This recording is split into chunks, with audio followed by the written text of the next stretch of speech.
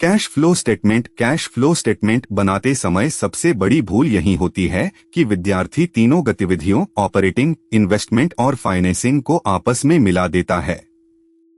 याद रखो, 3 अलग अलग सेक्शन होते हैं, हर एक में अपने अपने आइटम, और आखिर में तीनों को जोड़कर कैश में हुआ कुल बदलाव निकाला जाता है। फिर बंद कैश, शुरुआती कैश में यही बदलाव जोड़कर। यही पूरा ढांचा है, 3 सेक्शन, एक कुल योग।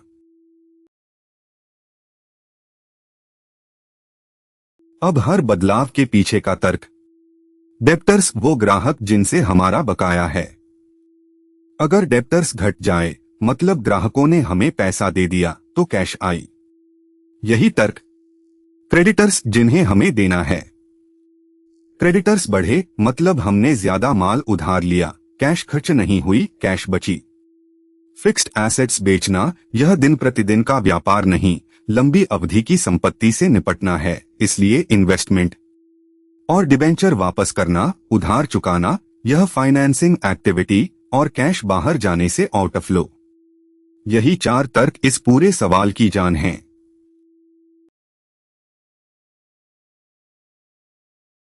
पहले पूरा सवाल पढ़ो। शुरुआती कैश बैलेंस 60,000, बंद कैश बैलेंस 72,000, यही अंत में सत्यापित करेंगे। फिर कुछ बदलाव दिए हैं, डेप्टर्स घटे 30,000, क्रेडिटर्स बढ़े 42,000, बिके फिक्स्ड एसेट्स 1,20,000, डिबेंचर वापस किए 3 लाख, और साल का नेट प्रॉफिट 1,20,000। इन सब से कैश फ्लो स्टेटमेंट बनाना है। ध्यान दो, डिबेंचर वापसी मतलब कैश बाहर गया, यानी आउटफ्लो। बाकी सब अपनी अपनी गतिविधि में जाएंगे।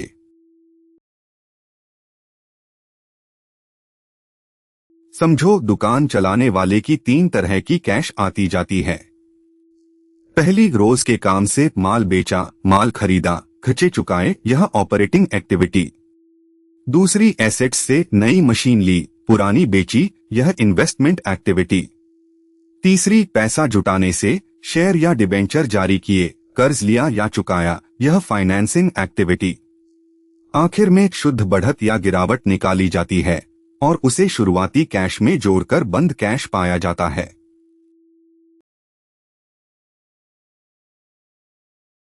पहला सेक्शन, ऑपरेटिंग एक्टिविटी से कैश। शुरुआत नेट प्रॉफिट से 1,20,000। लाभ तो गिनती में आया, लेकिन असली कैश निकालनी है। अब कामकाजी पूंजी के बदलाव। डेप्टर्स घटे 30,000, सोचो तर्क से, डेप्टर्स घटने का मतलब ग्राहकों ने हमें पैसा दे दिया, तो अच्छा, कैश आई, इसीलिए जोड़ो। क्रेडिटर्स बढ़े 42,000, क्रेडिटर्स बढ़ने का मतलब हमने माल उधार खरीदा, कैश खर्च नहीं हुई, कैश बची, इसीलिए जोड़ो। 1,20,000 जमा 30 जमा 42, कुल 1,92,000। यह ऑपरेटिंग से कैश। दूसरा सेक्शन, इन्वेस्टमेंट एक्टिविटी। यहां वे लेन देन आते हैं जो लंबी अवधि की संपत्तियों से जुड़े हैं, निवेश, मशीन, जमीन। यह दिन प्रतिदिन की लेन देन नहीं। यहां दिया है, फिक्स्ड एसेट्स बेची गई 1,20,000। फिक्स्ड एसेट बेचने से कैश आई, क्योंकि जो हमारी अपनी जायदाद थी उसके बदले पैसा मिला।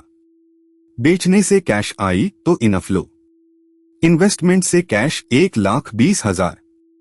बस इतना ही, इसमें कुछ और नहीं।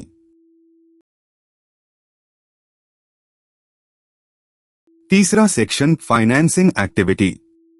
जब कंपनी शेयर या डिबेंचर जारी करती है तो कैश आती है और उन्हें वापस करने पर कैश जाती है, यह फाइनेंसिंग। डिबेंचर वापस किए गए 3 लाख। डिबेंचर धारकों को हमने पैसा लौटाया, कैश बाहर गई, आउटफ्लो, इसलिए कोष्ठक में लिखा, यानी नेगेटिव। फाइनेंसिंग एक्टिविटी में कैश घटी 3 लाख। यही ध्यान, आउटफ्लो को माइनस की तरह रखो, इसे मत भूलो।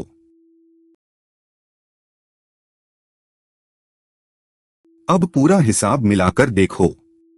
ऑपरेटिंग से 1,92,000, इन्वेस्टमेंट से 1,20,000, फाइनेंसिंग में 3 लाख घटे। तीनों का योग 1,92,000 जमा 1,20,000 घटाओ 3 लाख बचा 12,000। यही कैश में हुई शुद्ध बढ़त। अब इसे शुरुआती कैश 60,000 में जोड़ो, मिलता है 72,000। और सवाल में बंद कैश बैलेंस भी 72,000 दिया है। हमारा उत्तर बिल्कुल बैठ गया। यही सत्यापन है।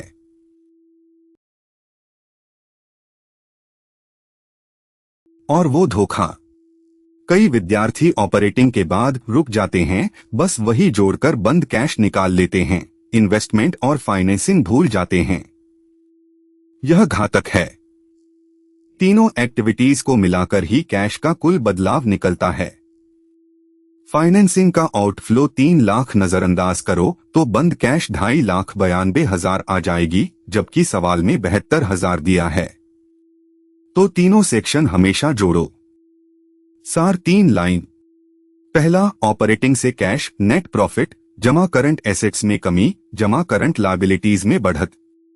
दूसरा, कैश का कुल बदलाव तीनों एक्टिविटीज को सही चिन्ह के साथ जोड़ो। तीसरा, बंद कैश शुरुआती 60,000 में 12,000 की बढ़त 72,000।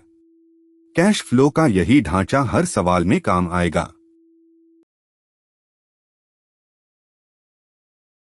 अगली वीडियो में देखेंगे बैलेंस शीट से पूरा कैश फ्लो स्टेटमेंट, जहां एसेट्स और लायबिलिटीज में हुए बदलाव से तीनों सेक्शन बनते हैं। वही एएस फॉर्मेट, यही 3 सेक्शन वाला ढांचा।